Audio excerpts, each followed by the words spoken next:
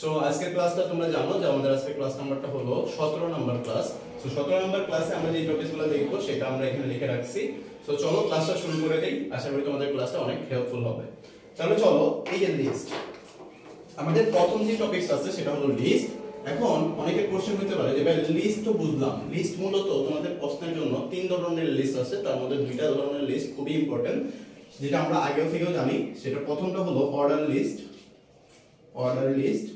দ্বিতীয়ত হলো তোমার আনঅর্ডার লিস্ট, দ্বিতীয়ত আনঅর্ডার লিস্ট, এন্ড তৃতীয়ত তোমার nested list, nested list. So আমরা প্রত্যেকটা লিস্ট সম্পর্কে আস্তে আস্তে সবগুলো ধারণা নেওয়ার চেষ্টা করব। তাহলে চলো আমরা অর্ডার লিস্ট আসলে কি বোঝাচ্ছে। আমরা প্রথম যে অর্ডার লিস্ট, এই অর্ডার লিস্টের জন্য আমাদের ট্যাগ হলো ওএল, ট্যাগটি OL and OL close. So তোমরা সবাই জানো যে এই যে তোমার একটা ওপেনিং ট্যাগ আছে এবং তোমার ক্লোজিং ট্যাগ আছে। এই ওপেনিং এবং ক্লোজিং এই দুইটা ট্যাগ যদি থাকে তাহলে সেটাকে বলা হয় কি কন্টেইনার ট্যাগ। সো আমরা এটা জানি। সো সেম ভাবে আনঅর্ডার লিস্টের জন্য তোমার ও ইউএল ইউজ করা হয়, ইউএল, সেম ভাবে ইউএল ক্লোজ। সো এগুলো আমরা আরো ডিটেইলস আলোচনা সহকারে শেখার চেষ্টা করি। তাহলে চলো আমাদের অর্ডার লিস্ট এবং আনঅর্ডার লিস্ট বলতে কি বোঝায় বা কোনটা অর্ডার লিস্ট কোনটা আনঅর্ডার লিস্ট। সো এটার জন্য তোমাকে প্রথমে দেখতে হবে, মনে করো সাপোজ তোমাকে যদি ফার্স্টে আমরা বলি যে পাঁচটা ফুলের নাম লিখো, তখন কেউ কেউ লেখে এইভাবে যে 1 2 3 4 5 এভাবে লিখে নাম্বারিং করে। অথবা কেউ ভদ্র মানুষ যারা এভাবেও লেখে, অনেকে কি করে এইভাবেও লেখে, মানে রোমান সংখ্যাগুলো ইউজ করে। আবার কিছু বাঙালি মানুষ আছে যারা কি করে যে A B C D E এটা ইউজ করে, অথবা এটা কি হইতে পারে বড় হাতের এবিসি গুলোও ইউজ হইতে পারে।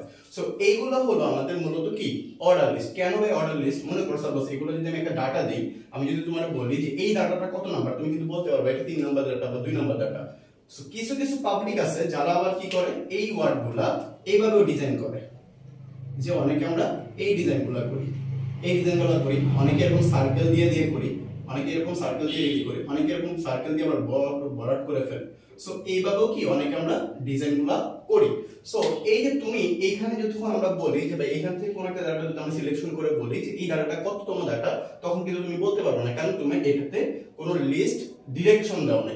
কিন্তু এখানে কিন্তু তুমি নাম্বারিং করা আছে বলে আমরা এখান থেকে বলতে পারি যে অর্ডার করলে তুমি বলতে পারবে যে এটা এত নাম্বার লিস্ট। সো এই যে আমরা এগুলো লিখলাম, এগুলো মূলত তোমার অর্ডার লিস্ট, এগুলো কি তোমার অর্ডার লিস্ট। আর এই যে এগুলো হলো তোমার আনঅর্ডার লিস্ট, এগুলা আনঅর্ডার লিস্ট। সো আমরা আশা করি তুমি অর্ডার লিস্ট এবং আনঅর্ডার লিস্ট ক্লিয়ার হয়ে গেছো। এবার পরীক্ষা হলে আসলে তুমি লিখবা কিভাবে। এগুলোর জন্য ট্যাগটা কি হয়, অর্ডার লিস্টের জন্য ট্যাগ হয় ওএল, ওএল। আর এইগুলোর মধ্যে যে লিস্টগুলো থাকে সেগুলোকে আমরা এলআই দ্বারা প্রকাশ করি। সো এলআই দ্বারা প্রকাশ করি ওএল এর ক্ষেত্রে। সেম ভাবে ওএল ক্লোজ করে দাও, শেষ হয়ে গেল। সেম ভাবে আনঅর্ডার লিস্টের ক্ষেত্রে কি হয়, ইউএল ইউজ করা হয়, ইউএল। আর লিস্টের জন্য এলআই ইউজ করা হয়, যেগুলো আমরা আশা করি বিস্তারিত যখন ক্লাস করেছিলাম বেসিক ক্লাসে আমরা আশা করি আরো ভালো করে আলোচনা করা হয়েছিল, তখন তোমরা আশা করি ক্লিয়ার হয়ে গেছো। সো এই হলো আমাদের কি অর্ডার লিস্ট এবং আনঅর্ডার লিস্টের যে বেসিক জিনিস। সো এইখানে তোমাদের আরো কিছু অ্যাট্রিবিউট অ্যাড করা হয়। অ্যাট্রিবিউটগুলো কি, তোমাকে ডিফল্ট ভাবে যখন এই 1 2 3 4 দেওয়া থাকে না, এগুলো মূলত ডিফল্ট ভাবেই থাকে। তুমি এখানে যখন এই যে আই, বড় হাতের আই, ছোট হাতের এ, এগুলো যখন শো করাইতে যাবা তখন তোমাকে এখানে একটা অ্যাট্রিবিউট ইউজ করতে হবে, সেটা হলো টাইপ। তো টাইপ ইকুয়াল যখন তুমি এখানে আই দিবা, তখন এটা বুঝবে যে এটা এই প্যাটার্নটা ইউজ করতেছে। যখন তুমি এই আই এর পরিবর্তে যখন এখানে আই এটার পরিবর্তে এ দিবা, তখন তুমি বুঝবো যে এটা শো করতেছে। সেম ভাবে এখানে বড় হাতের এ দিলে বড় হাতের গুলো শো করবে। সো এখানে আমাদের টেকনিকটা কি, যে প্রথম যে অর্ডারটা সেটা আমি এখানে শো করে দিব, তাহলেই হয়ে গেল। সেম ভাবে আনঅর্ডার লিস্টের ক্ষেত্রে কি হয়, এখানকার টাইপ ইউজ করা হয় টাইপ।